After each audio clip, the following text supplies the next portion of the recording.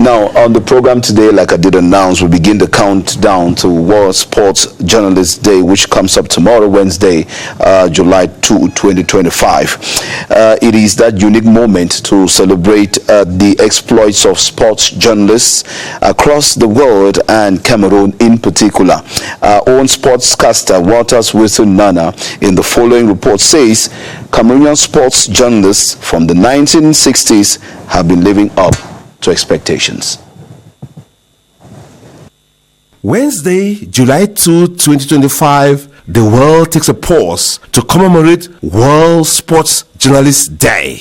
It is celebrated every year on July 2, following its creation in 1994 by the International Sports Press Association during their 70th anniversary.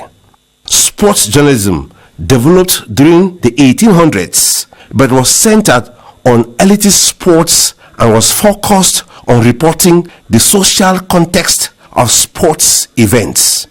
In the 1920s, the profession began to take shape as newspapers dedicated more space to sports journalism. The 20th century witnessed a massive boom in the popularity of sports journalism. In Cameroon, like in other parts of the world, sports journalism is stealing the show on radio, TV, and the internet. In the early 1960s, the name Abel Mbenge Musi came to the limelight as a sports reporter with Radio Cameroon. Thanks to his hard work, Abel Mbenge Musi has had a long and rich career in sports journalism, covering the major sporting tournaments across Cameroon, Africa, and the rest of the world. He also worked at the Confederation of African Football, CAF, during the tenure of President Issa Hayatou. From the 60s, the generation of the 70s queued in with top-notch sports journalists such as the legendary and erudite Peter Esoka, the emblematic sports commentator Zachary Tokoto, the insightful Professor Daniel Anise Noah, Elundun Zie, Gustav Mbela, the charismatic Kevin Kamdem Njomo, described as the sportscaster with an elephant memory, Ben Baker Jovens, Pierre Lebon Elanga, Eboila Memikado, Alfred Nyambele Iyawa, Jean-Marie Watonsi, Christopher Ndikum, and Mark Nibo. In the generation of the 1980s, a number of the sports journalists were very exciting. Joseph Chebonken Kalabobser, Abednego Mesang with all his energy, Yves Leopold of Africa Number 1, today with Equinox Radio and Television, John Abongwa Tanto, Jean Lambert Nang, Linus Pascal Fuda, Andre Aisi Esomba, Fon Echekie, George Fontamo, and Jove Ngwa. The Cameroonian women are not left out in sports journalism. Talk about Judith Ngale, Marguerite Temgwa, Madeleine Sopi Koto, Tina Kwo, Patricia Leba, Lukadia Bongben, and Edith Virginie Mbok. In the younger generation, you find Simon Lionga, Raphael Nkwa, Albert Njembonde, Winston Lebga, Gideon Tazo, Benen Bumagana, Evariste Iyenga, and Bowden Sama. The inspiration is moving from one generation to another, and so there is no stopping for sports journalism in the Republic of Cameroon. A rich and interesting package there put together by Walters Wilson and WWN, who just joined me on the set this morning. WWN, good morning. Good morning, Gucci. How are you doing? Oh, thank God to be here again. It's always a delight to come and share this set with you. I could feel the passion in your voice there. The way you called out those names, WWN. I think we're already into tomorrow. No, we are already into tomorrow. And that is the spirit of sports journalism. You must be passionate. You must get the voice to carry you along. You must get the language, which is your vehicle. And then you must get the insight of the sporting trends. If you don't have your sources in the world of sports, then you don't have any business with sports. No, I like that line, the last line you articulated there. WWN, what is the best quality of a sports journalist? There are two. One, you got to be passionate.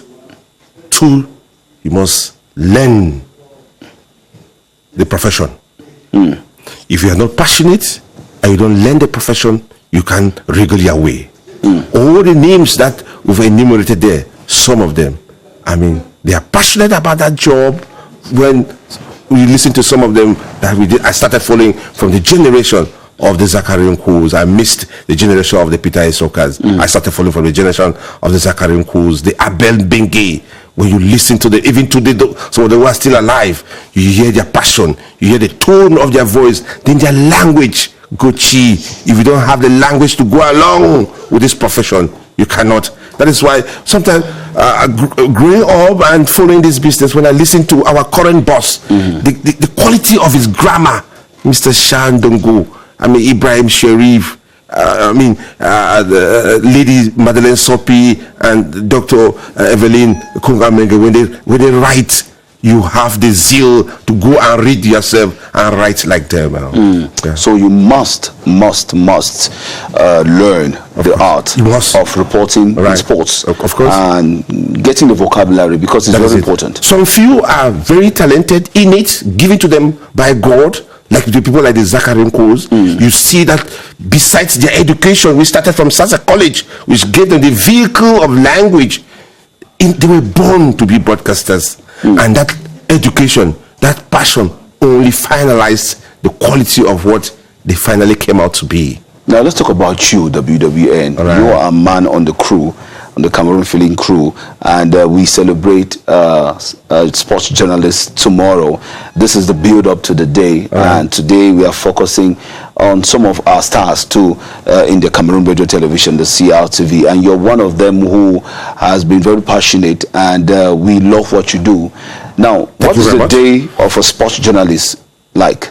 Crazy, immense, especially with our today's world where things are moving extremely fast. Gucci, with the newfound technology, call it internet, things are happening all across the world. You have to keep track of them.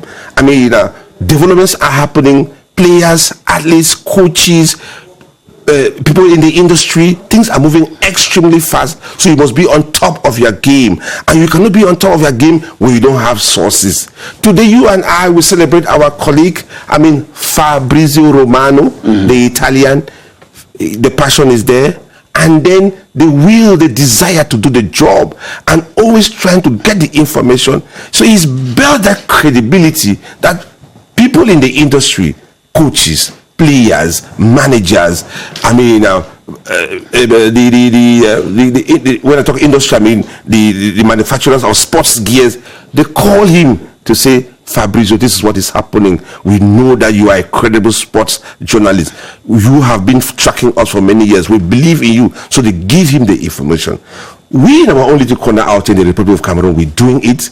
We're trying to be credible. We're trying to be authentic. We're trying to get into those sources and bring to the fore their well-being, their life, so that they believe in us, and they'll call you and say, Wilson, we are calling you because you are credible. We give you this information about our team, about this player, about this industry that is happening. So you must be passionate. You must show that you love the job so that people can believe in you and make available the information. Now, WWN, you talked a while ago about the advent of information and communication technology. Right. How has that impacted the world of sports, and how do you, as a sports journalist, stay relevant in this era? How do we stay relevant? Besides the information and communication technology, which also has a sleazy side, because people can waylay you, people can derail you with information. Besides using that technology, you still have to go traditional, looking out for the authentic information, treating it before publishing. So even if I get information on the social media, I still have to have my contacts in those clubs, in those players, in the industry, to find out whether what somebody has written on the internet about Colomb, about PWD, about Isosa, about Kamakumba, is it true? About Cristiano Ronaldo, about Messi, about Thomas Kono, is it true? So you need to go and fact check again. That is why you must have contact in the industry. That's how you must have contact within the space, the sporting space, so that when you doubt get to those people before you publish. And that is where the credibility comes. When they know that you always cross-check, you always call them, you believe in them, you show respect to them, they will intentionally respect, and that's where you become a credible and reliable journalist for the world. WWN, as a sports journalist, when are you most proud of yourself or your work? Is it the feedback? Is it the smile you see on the faces of people who watch or listen to your commentaries on radio, on television? What makes you happy and fulfilled as a sports journalist? As a sports journalist, as an individual, I'm fulfilled when I'm on the job, when I have the microphone with me, running commentaries on variety of sporting events.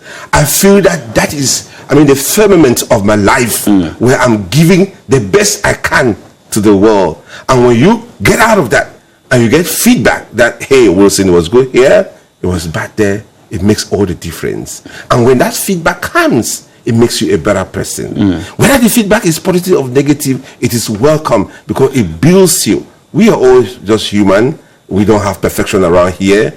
But when you get feedback from your viewers, from your listeners, from your family members, from your friends and colleagues, to say that, hey, Wilson, it was good here, it wasn't good here, you didn't fact check here, you didn't read on this topic. Because don't also forget that even the fans are sometimes more informed than you, the journalists, because they are passionate about the sports, so they read even more than you. So we have the challenge to go beyond those fans and viewers and readers, to be above them so that they don't embarrass you by reading and fact checking and contacting sources all the time, Gochi.